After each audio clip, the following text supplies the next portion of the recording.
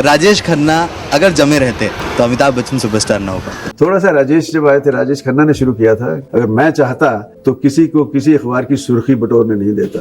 बॉलीवुड का वह सुनहरा दौर जब एक नाम स्क्रीन पर आता था और सिनेमा घरों में तालियों की गड़गड़ाहट रुकने का नाम नहीं लेती थी। वह नाम था राजेश खन्ना, जिन्हें प्यार से पूरी इंडस्ट्री काका बुलाती थी। लेकिन एक वक्त ऐसा भी आया जब कामयाबी के शिखर पर बैठे इस सुपरस्टार का जादू धीरे धीरे फीका पड़ने लगा। आज के दौर में इंटरनेट पर अक्सर ऐसी अफवाहें और मनगढ़ंत कहानियां उड़ती रहती हैं कि मोहम्मद रफी, किशोर कुमार या धर्मेंद्र जैसे महान कलाकारों ने मिलकर उनका करियर बर्बाद कर दिया या उन्हें कहीं का नहीं छोड़ा। क्या सचमुच कला के इन पुजारियों के बीच ऐसी कोई भयानक साजिश रची गई थी? आइए आज इस दिलचस्प और अनकहे सफर के हर पन्ने को पलटते हैं और बिल्कुल आसान भाषा में समझते हैं कि आखिर बॉलीवुड के पहले सुपरस्टार के पतन के पीछे की असली कहानी क्या थी। इसी तरह की और रहस्यमयी जानकारी प्राप्त करने के लिए हमारे चैनल ट्रू हिस्ट्री को आज ही सब्सक्राइब करें और बेल आइकॉन को प्रेस करें। साल 1969 से 1972 के बीच भारतीय सिनेमा ने जो देखा वह न उससे पहले कभी हुआ था और न ही शायद उसके बाद कभी होगा। फिल्म आराधना की रिलीज के साथ ही एक ऐसा तूफान आया जिसने पूरे देश को अपनी चपेट में ले लिया। राजेश खन्ना की वह तिरछी मुस्कान, आंखें झपकाने का वह खास अंदाज और उनका मशहूर गुरु कुर्ता पूरे देश के युवाओं का फैशन स्टेटमेंट बन गया। लड़कियों के बीच उनका क्रेज ऐसा था जिसे शब्दों में बयां करना मुश्किल है। उनकी सफेद रंग की कार जब स्टूडियो के बाहर खड़ी होती थी तो लड़कियां उसे चूम चूम कर लिपस्टिक के निशानों से गुलाबी कर देती थीं। खून से खत लिखना, उनकी तस्वीर से शादी कर लेना और उनकी एक झलक पाने के लिए मीलों का सफर तय करना उस दौर में आम बात थी। उन्होंने लगातार 15 सोलो सुपरहिट फिल्में दी जो आज तक बॉलीवुड में एक अटूट रिकॉर्ड है। हाथी मेरे साथी, कटी पतंग, आनंद, सफर और अमर प्रेम जैसी फिल्मों ने उन्हें भगवान का दर्जा दिला दिया था। उस वक्त फिल्म इंडस्ट्री में एक ही कहावत मशहूर थी, लोग कहते थे कि ऊपर आका और नीचे काका। लेकिन कहते हैं ना कि जब इंसान बहुत तेजी से आसमान की ऊंचाइयों को छूता है तो नीचे गिरने का खतरा भी उतना ही ज्यादा होता है। सफलता का यह नशा उनके सिर चढ़कर बोलने लगा था। राजेश खन्ना के उस जादुई स्टारडम की बात तब तक पूरी नहीं हो सकती जब तक हम किशोर कुमार का जिक्र न करें। सच तो यह है कि राजेश खन्ना को सुपरस्टार बनाने में आधी से ज्यादा भूमिका किशोर दा की आवाज की थी। आराधना फिल्म से पहले किशोर कुमार मुख्य रूप से अपने ही लिए गाते थे या एक हास्य अभिनेता के रूप में जाने जाते थे। लेकिन संगीतकार R.D. बर्मन, पंचम दा और S.D. बर्मन ने किशोर कुमार की आवाज को राजेश खन्ना के चेहरे के साथ इस तरह मिलाया कि इतिहास रच गया। मेरे सपनों की रानी कब आएगी तू, मेरे सपनों की रानी कब आएगी तू, रूप तेरा मस्ताना ये शाम मस्तानी, रूप तेरा मस्ताना, जिंदगी एक सफर है सुहाना, जिंदगी एक सफर है सुहाना जैसे गानों ने दर्शकों पर ऐसा जादू किया कि लोग सिर्फ गाने सुनने के लिए बार बार सिनेमा घरों में जाने लगे। किशोर कुमार की गहरी और दर्द भरी आवाज राजेश खन्ना के रोमांटिक अंदाज पर बिल्कुल सटीक बैठती थी। स्क्रीन पर जब राजेश खन्ना होंठ हिलाते थे तो ऐसा लगता ही नहीं था कि यह आवाज किसी और की है। इन दोनों की जोड़ी बॉलीवुड की सबसे सफल और सुपरहिट जोड़ियों में से एक बन गई। इसलिए यह कहना कि किशोर कुमार ने राजेश खन्ना का करियर खत्म किया एक बहुत बड़ा झूठ है। बल्कि सच तो यह है कि किशोर कुमार वह मजबूत स्तंभ थे जिन पर राजेश खन्ना के स्टारडम का महल खड़ा था। अब बात करते हैं संगीत के उस महान संत की जिनका नाम इस भ्रामक टाइटल में लिया गया है, मोहम्मद रफी साहब। 60 के दशक तक मोहम्मद रफी बॉलीवुड की सबसे बड़ी और सबसे महंगी आवाज थे। वह शम्मी कपूर से लेकर दिलीप कुमार तक हर बड़े स्टार की आवाज हुआ करते थे। लिखे जो खत तुझे वो तेरी याद में। लेकिन आराधना फिल्म के बाद संगीत का पूरा ट्रेंड बदल गया।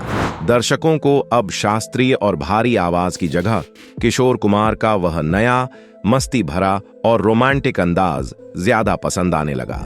इस बदलाव के कारण कुछ सालों के लिए रफी साहब के गानों की संख्या कम जरूर हो गई थी, मीडिया ने उस दौर में किशोर कुमार और मोहम्मद रफी के बीच आपसी दुश्मनी और मनमुटाव की बहुत सी झूठी खबरें छापी, लेकिन असल जिंदगी में मोहम्मद रफी इतने सीधे, शांत और भगवान से डरने वाले इंसान थे कि उन्होंने कभी किसी का बुरा नहीं चाहा। वह किशोर कुमार को भी अपने छोटे भाई की तरह मानते थे। रफी साहब ने राजेश खन्ना के लिए भी कई बेहतरीन गाने गाए हैं, इसलिए यह सोचना भी पाप है कि रफी साहब जैसा फरिश्ता इंसान राजेश खन्ना के खिलाफ कोई साजिश रच सकता था। रफी साहब का राजेश खन्ना के पतन से दूर दूर तक कोई लेना देना नहीं था। इस मनगढ़ंत कहानी में एक और बड़ा नाम जोड़ा गया है, धर्मेंद्र का। धर्मेंद्र और राजेश खन्ना एक ही दौर के कलाकार थे।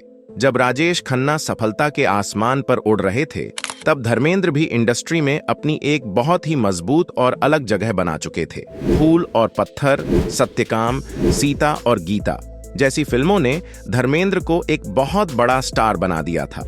लेकिन धर्मेंद्र और राजेश खन्ना के काम करने का तरीका बिल्कुल अलग था। जहां राजेश खन्ना पूरी तरह से एक सॉफ्ट रोमांटिक हीरो थे, वहीं धर्मेंद्र को लोग उनके मचो और ही मैन लुक के लिए पसंद करते थे। धर्मेंद्र अपने शांत स्वभाव, जमीन से जुड़े रहने की आदत और सभी के साथ अच्छे व्यवहार के लिए जाने जाते थे। उन्होंने कभी भी किसी दूसरे स्टार की कामयाबी से जलन नहीं की और न ही कभी कोई राजनीति की। धर्मेंद्र बहुत ही समझदारी से फिल्मों का चुनाव करते थे। उन्होंने एक्शन से लेकर कॉमेडी जैसे चुपके चुपके तक हर तरह के रोल किए। यही वजह है कि जब सिनेमा का दौर बदला, तब भी धर्मेंद्र मजबूती से टिके रहे। धर्मेंद्र ने अपनी मेहनत और टैलेंट से अपना करियर बनाया। उन्होंने कभी राजेश खन्ना के रास्ते में कोई रुकावट पैदा नहीं की। इन दोनों के बीच कभी कोई सीधी दुश्मनी या टकराव नहीं रहा। अगर इन महान हस्तियों ने राजेश खन्ना को बर्बाद नहीं किया, तो फिर आखिर वह कौन सी वजह थी जिसने इतने बड़े सुपरस्टार को अचानक फर्श पर ला दिया? इसका सबसे बड़ा और पहला कारण था सिनेमा के विषय का बदलना और एंग्री यंग मैन का उदय। 1973 के आसपास देश का माहौल बहुत तेजी से बदल रहा था। देश में बेरोजगारी, भ्रष्टाचार और महंगाई बढ़ रही थी। युवा वर्ग सिस्टम से निराश और गुस्से में था। ऐसे में दर्शकों को अब वह हीरो नहीं चाहिए था जो पहाड़ों पर जाकर रोमांस करे या फूल पत्तियां तोड़े। उन्हें एक ऐसा हीरो चाहिए था जो उनके गुस्से को स्क्रीन पर दिखा सके, जो भ्रष्ट पुलिस और गुंडों से लड़ सके। इसी सही वक्त पर फिल्म जंजीर रिलीज हुई और अमिताभ बच्चन नाम का एक नया सूरज बॉलीवुड के आसमान पर चमका।